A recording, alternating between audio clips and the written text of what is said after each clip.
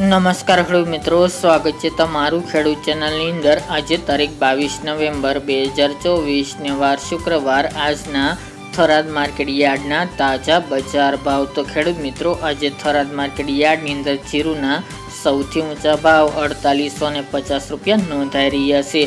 આજે સામાન્ય સુધારો જીરુની બજારમાં જોવા મળી રહ્યો છે। હાલ જીરુની બજાર વધઘટ સાથે જોવા મળશે। તો ચાલો આપણે જાણી લઈએ કે રાયડો, જીરુ અને અજમાના ભાવ શું ચાલી રહ્યા હતા।